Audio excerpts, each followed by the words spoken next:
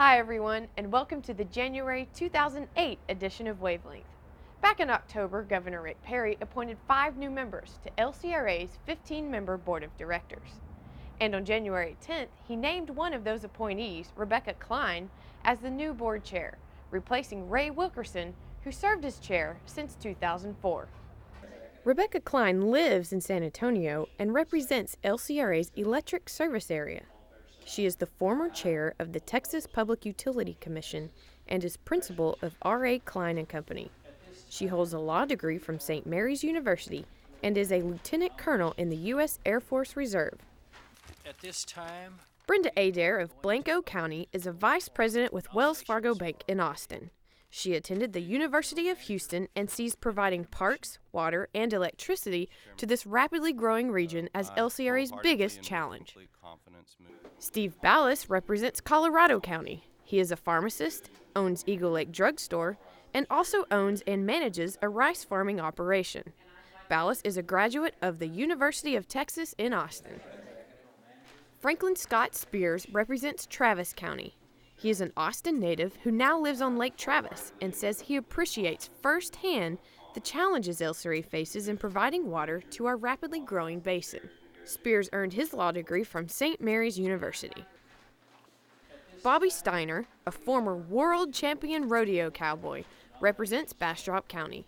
He brings a lifelong ranching and agricultural background to LCRA. He currently lives on a ranch which is right on the Colorado River in Bastrop County. At the December meeting, the board elected to continue the terms of Clay Nettleship of San Saba as vice chair and Linda Ron of El Campo as board secretary. Back on November 8th, LCRA's Lost Pines Power Park in Bastrop County hosted a day-long emergency response drill featuring teams from a 4-county area. This type of exercise allows first responders, regional task force teams, and LCRA employees to work together in preparing for disaster and terrorism response. She opened up an envelope. She said some white powder fell out on her. She thinks she's been exposed to anthrax. The setting here is that local resources have been overwhelmed with the task and have called for these regional resources. They're on their way now.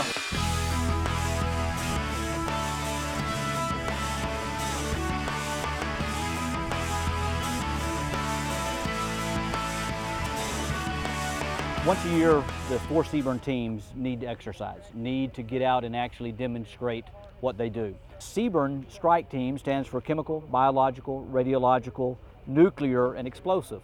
We built 4 scenarios around those 4 different types of threats. The first event is a prisoner escaped from the Bastrop County Federal Penitentiary.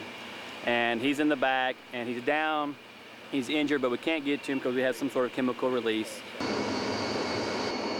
This is the door we're talking about right over here. The patient is supposedly in here. May be a federal prisoner. Myself and Brandon are going in for recovery.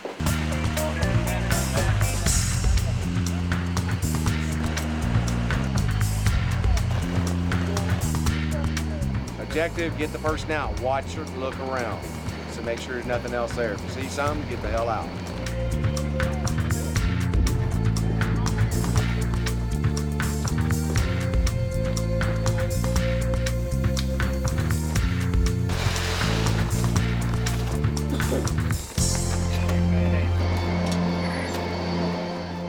The second one encountered a biological threat through some threatening anthrax letters and somebody dumping material in their air handling systems. So probably in about 5 minutes they'll be coming in for you. where you will be decon. Okay. And then we're going to hand you over to EMS, all right? Okay. Pretty much just measure your air exchange. We want to make sure. My job is the dirty guy. I actually pull the samples from a suspected agent or chemical. Once we breach the door, photographs complete of the doorway and the opening. The big difference is that now it's a crime scene, and we have to make sure that we process it correctly so that anything that we find in there can actually be used as evidence to prosecute somebody. Third team will face a radiological emergency where someone has opened up a radiological source. I need you to do me a survey and tell me what kind of zone, hot zone I really have. How bad is bad? Life was good.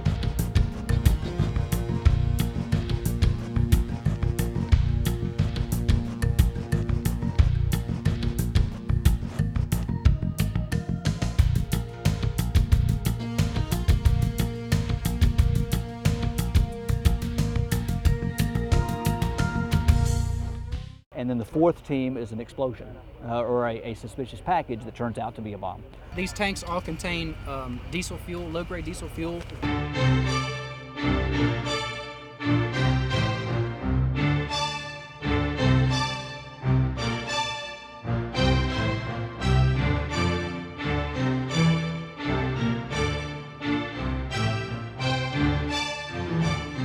This is a wonderful opportunity to make those relationships, for everyone to understand who does what and where and how.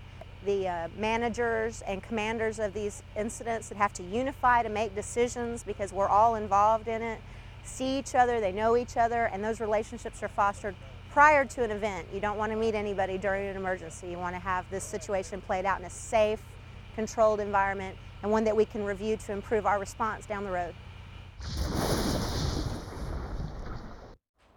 Back in August, Joe Beal announced his decision to end his career at LCRA.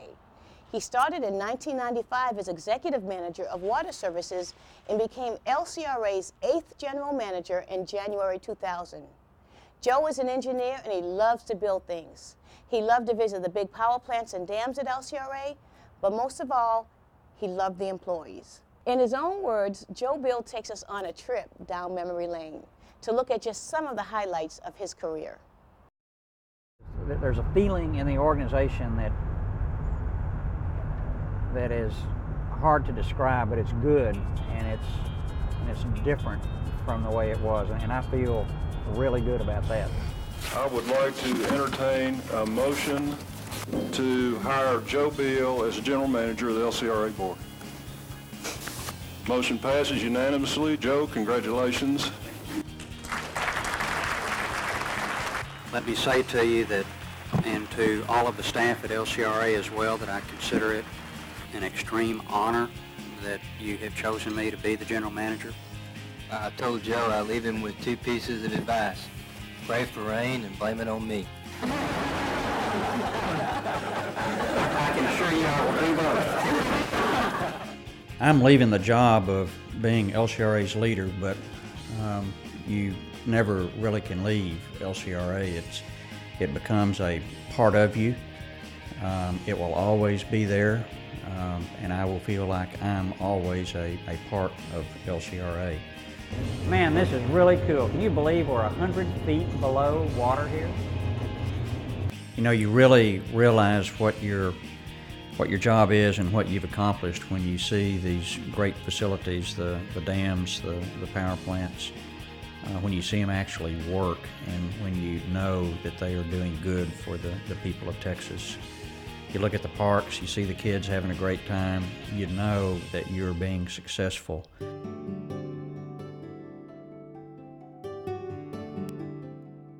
You know, every morning that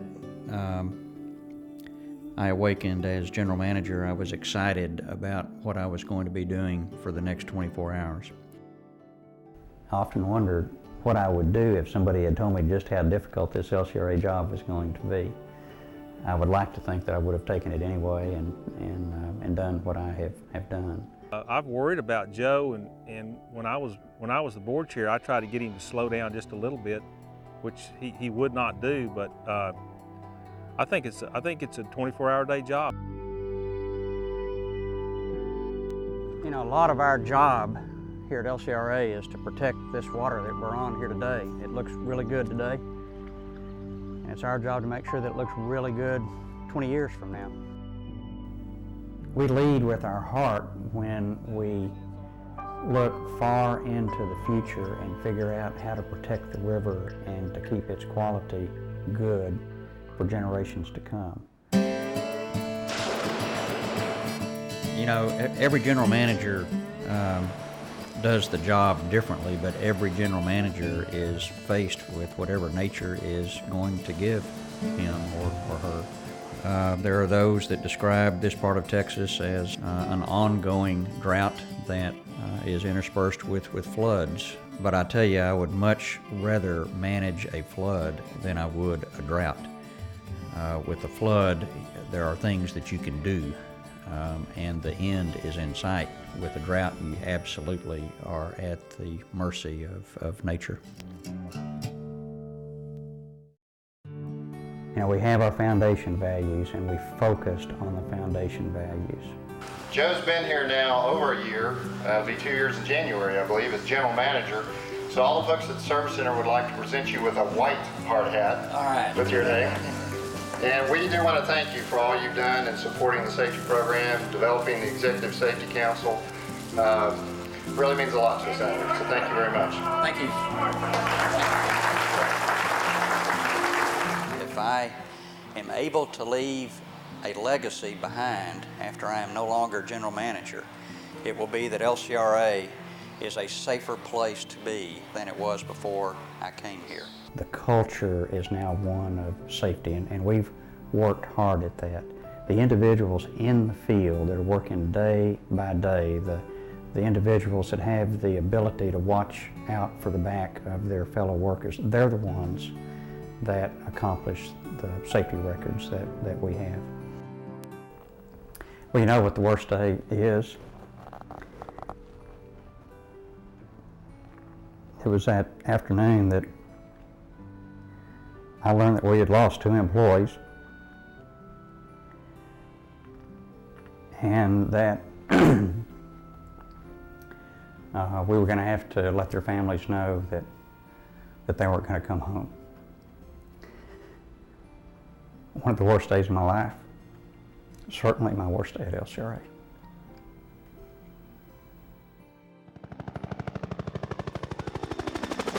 Each year in November, I was always proud that our customers and employees would unite to honor our veterans.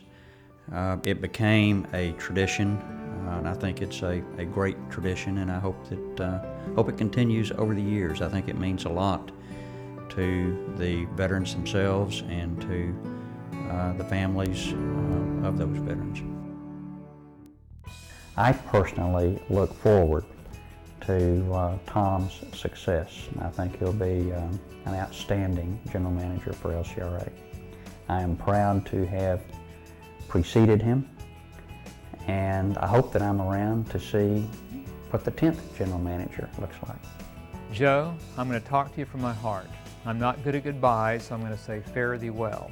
You've been a great friend, a tremendous general manager, a really wonderful mentor to me and many other people here. And you will leave a great legacy on this organization and the people who worked here. And on their behalf and from me, I want to say thanks. Joe, I can't tell you how great this experience has been for me to serve as the chairman and a board member on the LCRA with you. We've had some exciting times and some trying times, and you've always taken the high road. And I just want to thank you for the partnership that we developed with each other in Central Texas, and the Basin owes you the greatest debt of gratitude. And as your friend, I want to thank you for all the contributions you've made to the LCRA and to our friendship. Thank you very much. It's been a great run for me, thanks to you, the employees. I've said time and time again, and I really do mean this, it wasn't about me, and I didn't do it, you all did it. I simply had the honor of being your leader. And I thank you for that, genuinely. I thank you for giving me 8 years of some of the best of my life. Stay safe, give Tom your support, and I know, because I'm not going anywhere, I know that I will see many of you in the future, and I look forward to that.